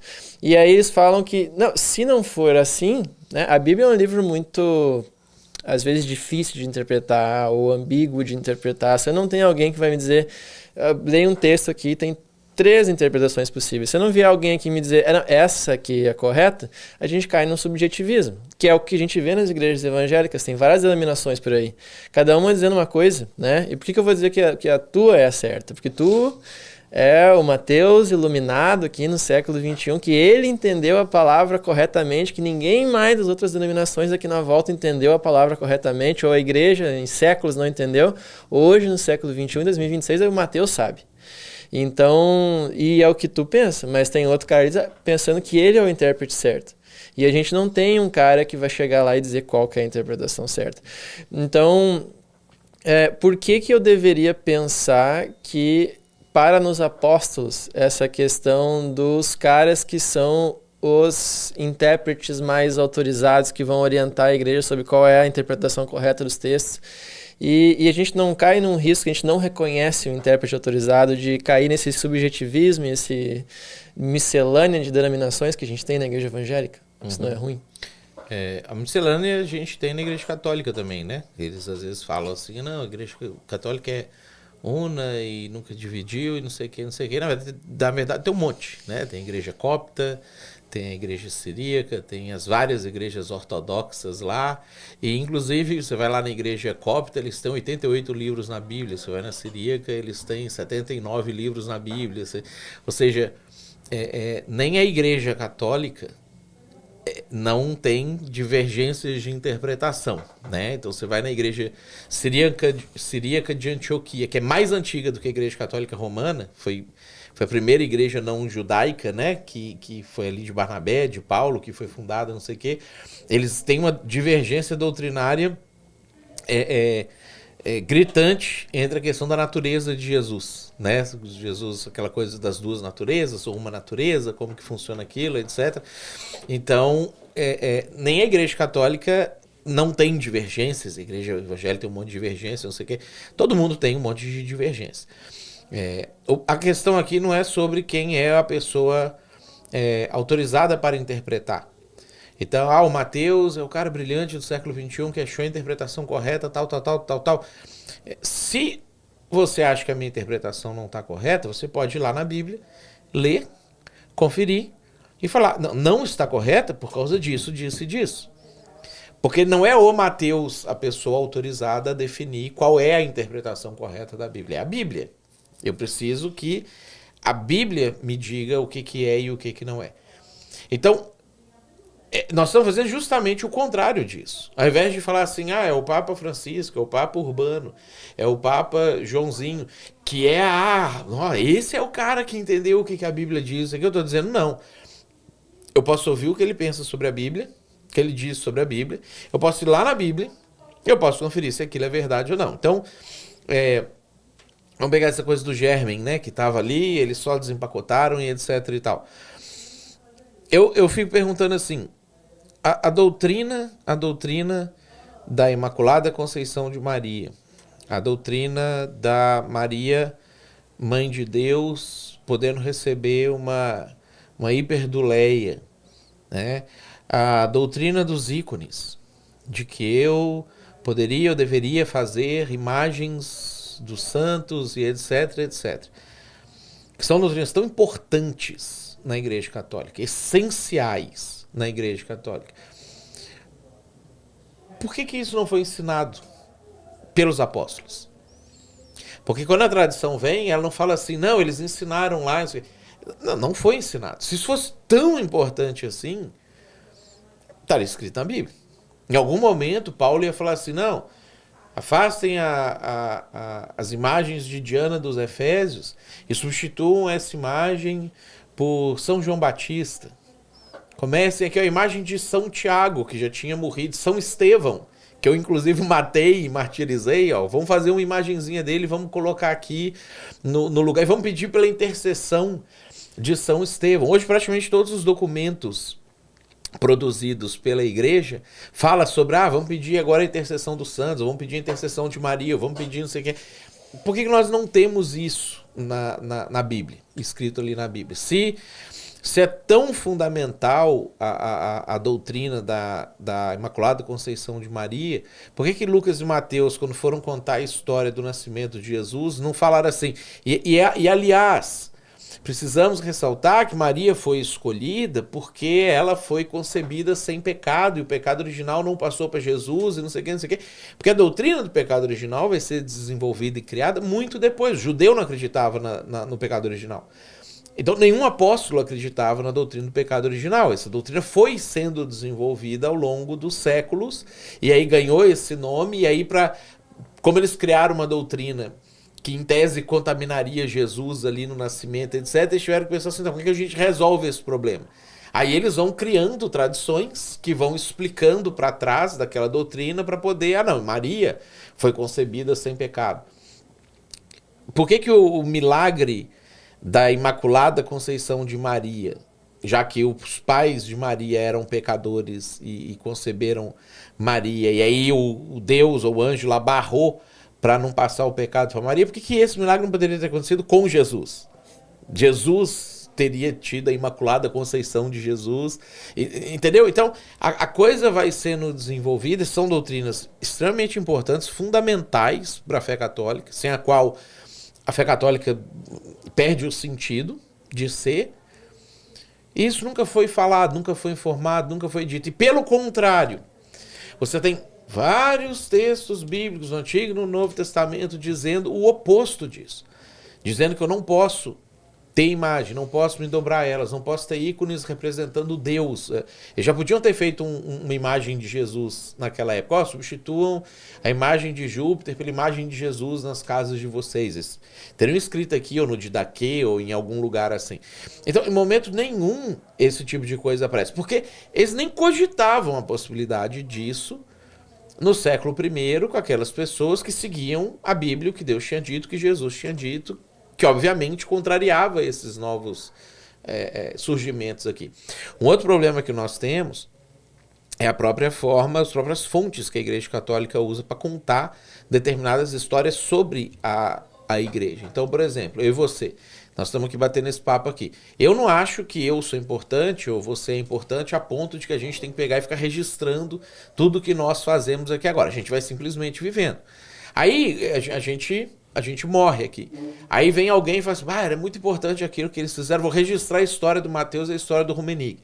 Então, esse cara, quanto mais distante de mim e de você ele tiver, mais fatos ele vai alterar, vai transformar a gente num herói e num cara mais importante do que a gente é, suprimir defeitos, ressaltar qualidades, etc, etc.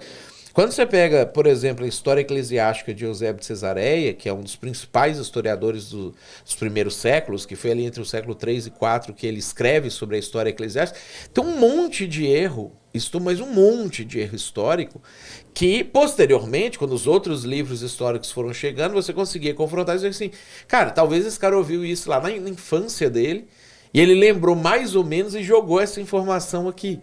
Então, a própria fonte histórica que explica essas tradições, que fulano disse isso, ciclano passou para ciclano de tal, aquilo ali, não sei o que, não são confiáveis. Para a gente dizer que não, o discípulo de Pedro ouviu de Pedro que a gente tinha que adorar Maria, ou hiperdulizar Maria, e ele passou para o discípulo dele, que passou para o discípulo dele, e chegou esse cara aqui no século III e começou a falar, quem sabe a gente não hiperduliza Maria, e aí foi pro cara do quarto, e aí teve aquele papa iconoclasta lá que mandou tirar todas as imagens, e aí aquele papa não estava com nada, veio o próximo, mandou devolver todas as imagens.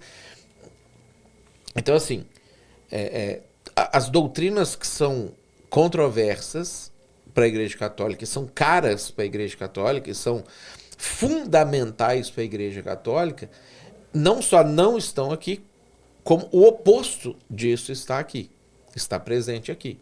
Então, como que a salvação é obtida, papel de indulgência na obtenção de salvação, papel do meu sacrifício pessoal, das minhas obras na questão de salvação, papel da intercessão dos santos, da intercessão de Maria na questão de salvação, a proibição clara da Bíblia de invocar pessoas que já morreram, que é chamado de necromancia na Bíblia, e Deus proíbe isso. E aí, se eu falar com santos ou Maria que já morreram, eu estou praticando esse pecado. Né? A idolatria, propriamente dito, o fato de eu me curvar diante de uma imagem, de eu pedir a uma imagem, de eu ter uma imagem como representação da solidificação da minha fé. Todas essas coisas, não é só, estava ali, você já viu um resquício do cara que tinha um respeito grande por Maria ali, e isso aqui foi desempacotado.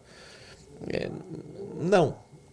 Maria, em Atos, por exemplo, ela está lá orando e ia falar assim, estava lá com as mulheres, ela nem tem autoridade para pregar, para ensinar, para orientar, para fazer isso aqui. Ela é uma grande mulher fantástica que está lá orando por eles, servindo a eles, abençoando a vida deles, etc. Não uma pessoa que já está sendo venerada, que as pessoas, cara, ela é a mãe de Deus, vamos venerar ela aqui, vamos abraçar ela aqui, vamos adorar ela aqui. Isso não acontece nem quando ela está viva, nem quando ela morre. Nem logo em seguida a existência dos apóstolos ali, já no segundo século ali, primeira metade do segundo século. Claramente são efeitos sincréticos que a gente vê nas igrejas evangélicas pra caramba, né? Você falou das interpretações erradas das igrejas evangélicas. Boa parte das interpretações erradas não é que o cara leu a Bíblia e interpretou errado. O cara era espírita, era umbandista, era candomblista, era ateu, era não sei o quê, meio que acredita em algumas daquelas coisas lá e traz sem ler a Bíblia e começa a afirmar, gente, pode fazer, eu leio um versículo bíblico isolado, pode fazer. Raramente existem graves divergências entre uma igreja evangélica e outra por causa de uma interpretação de um texto bíblico fundamental. A grande maioria das vezes é porque o cara está fazendo as coisas da cabeça dele. Está sacando uma informação e criou uma igreja para poder, projeto de poder, para poder trazer uma ideia dele, não se importa com o que está escrito na Bíblia. Está repetindo o que a igreja fez lá atrás, no quarto século, quinto século, e só repete, é um ciclo. Né? Então as divergências entre denominações evangélicas é menos por causa de um erro de interpretação bíblica e mais por um cara forçar um troço da cabeça dele em cima do que ele meio que já sabe que não é aquilo ali.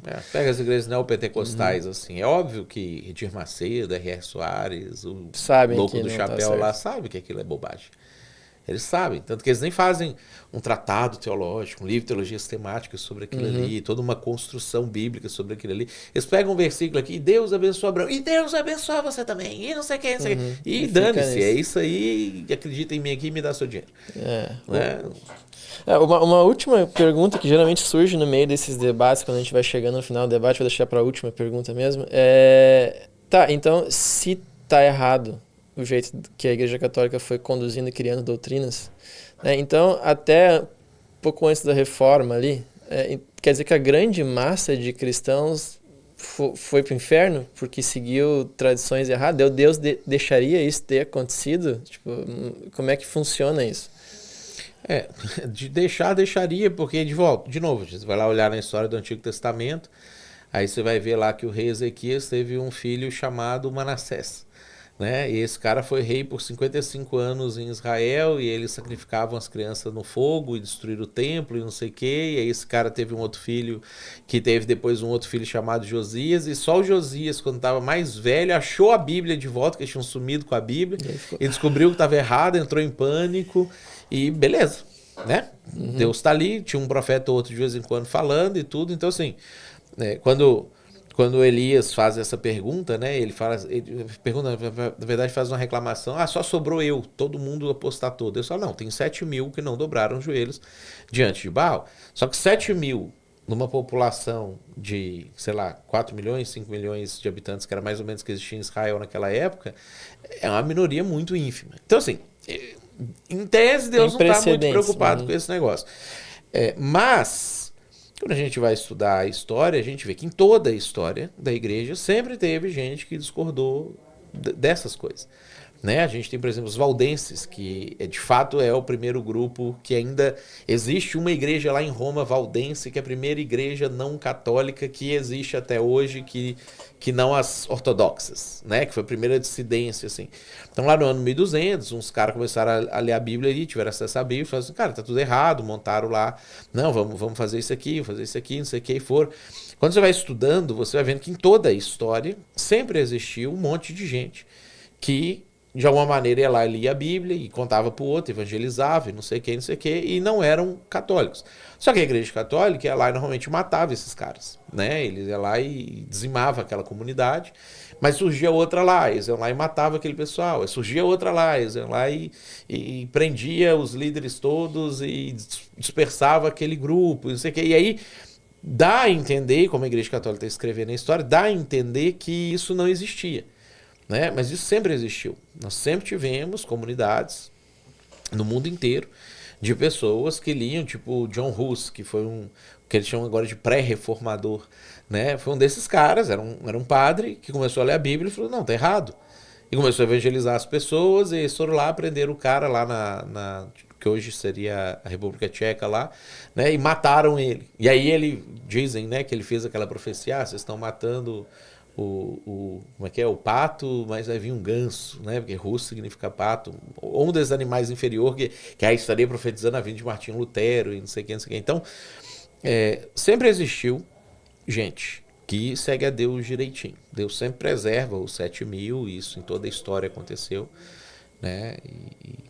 E a coisa funcionou. E a gente vê, por exemplo, lá no século 6, 7 ali, quando vem aquele papa e manda tirar as imagens, que isso nem era unanimamente aceito na igreja católica naquela época, né? Então sempre teve gente que falou assim, eu acho que isso aí não tá certo não.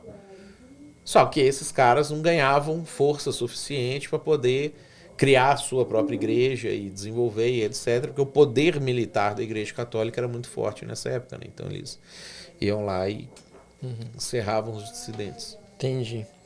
Então foi um papo muito bom, Matheus. Eu abandonando agora meu papel de advogado do diabo, né? Agora, porque a gente debateu aqui, né? Então o debate sempre tem esse tom meio confrontativo. Mas agora eu queria que a palavra final do nosso bate-papo fosse uma palavra compassiva para o católico que está assistindo. O católico que está assistindo de coração aberto, tentando entender, né? Porque, para além do debate, da instrução teológica geral que a gente quer fazer, a gente se preocupa com a pessoa também. Então, o católico que está assistindo, a gente ama esse católico, a gente quer que ele chegue à verdade, a gente acredita no que a gente está falando aqui. Então, eu queria que tu deixasse, Matheus, uma palavra final para o católico que está genuinamente de coração aberto, se questionando. Cara, será que eu estou errado? Que é difícil fazer essa transição. Cara, se alguém viesse me dizer assim, não, tua fé tá errada, na verdade o Islã que tá certo. Daí até eu quebrar isso, até eu conseguir reprocessar, até eu mudar a minha cabeça, ia ser um processo difícil, ia ser uma desconstrução difícil. Então, se tem um católico assistindo, passando por isso, que palavra tu queria deixar para esse cara? Cara, eu acho que ia voltar lá no texto de Marcos capítulo 7, né? Não permita que a tradição invalide a palavra de Deus. Então, mas eu quero a tradição. Então acredita na tradição que está de acordo com o que já está na palavra de Deus. Mas verifica de fato as tradições que estão invalidando a palavra de Deus, né? Nós não somos os primeiros a lidar com esse tipo de coisa. Verifica a Bíblia como essa metanarrativa de como o ser humano sempre é. Porque essa é a principal razão da Bíblia ter sido escrita do jeito que ela foi escrita. Ela é um espelho. Tiago usa essa analogia lá na sua carta, né? Ela é um espelho da nossa vida. Ela é um espelho da nossa vida pessoal, é um espelho da nossa vida moral, é um espelho da nossa vida em comunidade, em sociedade. As coisas que a gente vê acontecendo na nossa sociedade hoje, já está tudo escrito na Bíblia. Tudo o que um psicólogo descobre, às vezes, está escrito lá. Tudo que um sociólogo descobre, alguém já viveu isso lá, algum povo já viveu isso lá na Bíblia, em algum momento isso já aconteceu. E isso não é diferente em relação à igreja. Deus já contou a história da igreja na Bíblia. Então tudo que o povo de Israel passou com a religião de Deus, nós passamos com a religião de Deus. É só repetição, é cíclico. E isso acontece lá em Apocalipse, no capítulo 2, quando fala sobre a igreja de Tiatira, pegar o versículo certinho aqui, ó, do 18 ao 29, que profeticamente, no sentido de revelação, de predição sobre fases da igreja, cada igreja dessas 7 aqui é uma etapa que a igreja iria passar, a igreja de Tiatira claramente é a igreja católica, né? E Deus identifica a igreja como a igreja que foi afetada por Jezabel. Então, a religião de Deus foi afetada por Jezabel lá em 1 Reis. Isso já aconteceu, né? E Deus diz que isso ia acontecer de novo. Então Deus já deixa para nós a coisa, cara, não vai, né? Não vai por esse caminho. O sentimento às vezes é o mesmo, o desejo é o mesmo, a percepção de benefício, às vezes a de segurança é a mesma, né? A Igreja Católica bate muito nessa tecla de que não, eu vou te trazer segurança, porque você não pode sozinho descobrir as coisas. Nós não estamos sozinhos, a gente tem o Espírito Santo, né? E aí é aquela situação, eu não conheço ninguém que lê a Bíblia de maneira sincera e vira essas loucuras de igreja neopentecostal, de igreja que, igual você falou, a igreja protestante está toda dividida, não sei o quê. Está dividida porque tem muita gente bizarra, né? Muita gente bizarra. Então, ninguém, o cara no máximo fica naquelas dúvidas assim, Deus salva as pessoas com livre-arbítrio ou sem livre-arbítrio. No máximo é esse tipo de coisa que não afeta em nada a fé, a vida real, a prática. Ninguém que lê a Bíblia com um coração sincero, eu acho que Deus mandou matar pessoas. Não, é óbvio que não pode matar. Mas Deus abriu exceção, sim, mas a exceção está lá, ela não é para cá. Deus disse que pode adulterar. Não. Mas Davi adulterou. Sim, ele adulterou, mas Deus está falando que é para a gente fazer aquilo que aconteceu. Né? Então, ninguém que lê a Bíblia de forma sincera vai chegar à conclusão, Deus diz que eu posso fazer imagens para poder ter como objetos do meu culto. Ou que eu posso atribuir divindade a uma pessoa que não Deus.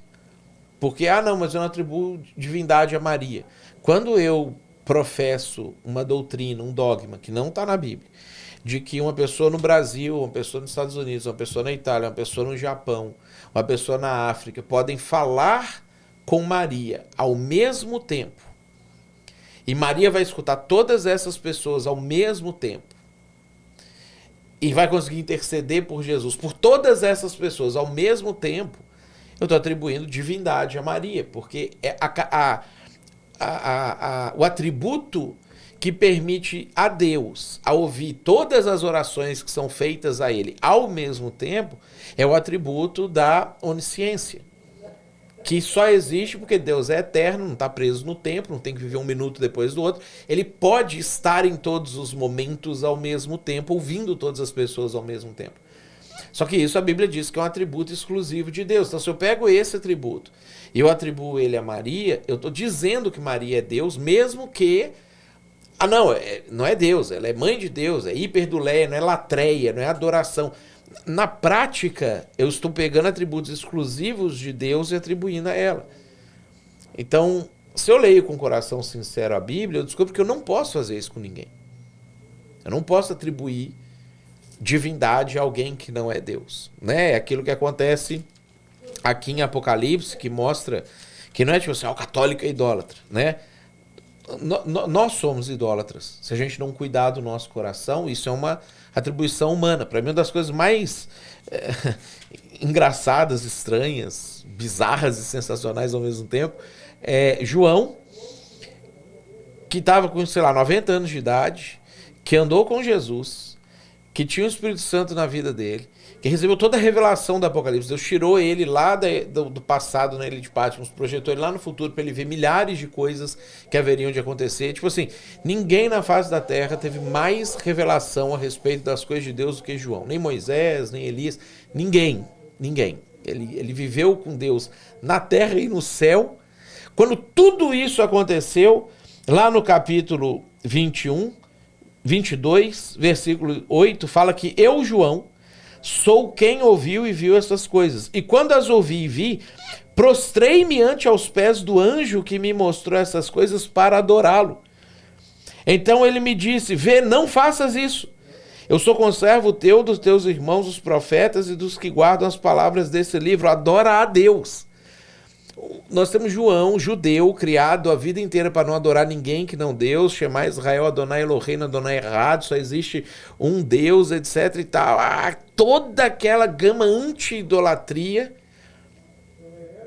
Com 90 anos de idade, ele vai lá e ajoelha diante do anjo. Ele fica tão desnorteado que o impulso idólatra dele emerge. Então, tipo assim, não é uma coisa, o católico é idólatra. Nós somos. Faz parte da nossa natureza caída.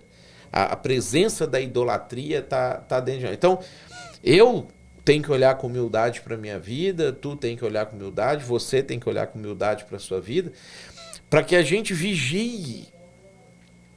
Porque o nosso impulso interno, desejo é ir para a idolatria. Né? E aí, graças a Deus, nós temos a Bíblia, o Espírito Santo, nós temos o João confessando um pecado, né? Porque ele resolve abrir isso. Ele podia ter escondido essa informação, falar, isso aqui eu não vou colocar porque, né, rateei aqui, né, pisei na bola feia. Não, ele abre o coração dele, mostra, porque, cara, quem sabe um dia isso aqui vai abençoar a vida de alguém. Talvez é agora, né? Então eu acho que isso pode ser uma palavra final boa. Bacana. E se você gostou desse bate-papo, assim, quiser aprofundar, você está buscando a verdade de verdade e sentiu que fez sentido as coisas que a gente falou, chama a gente aqui nos comentários, entra em algum canal de contato com a gente pelo WhatsApp, que a gente gosta de debater, a gente gosta de conversar e a gente te ama também. E a gente quer que você busque a verdade junto com a gente. Se tem algum negócio que a gente falou que você acha que está errado, fala para nós também, que a gente quer saber, que a gente quer corrigir, mostra aqui onde é que a gente errou na Bíblia, a gente quer conversar, a gente quer corrigir. Mas se fez sentido para você, fala com a gente também. Essa é a nossa palavra final. Obrigado, Matheus, mais uma vez. Acho que o bate-papo foi muito bom. Obrigado pelo teu tempo e até a próxima. Tamo junto.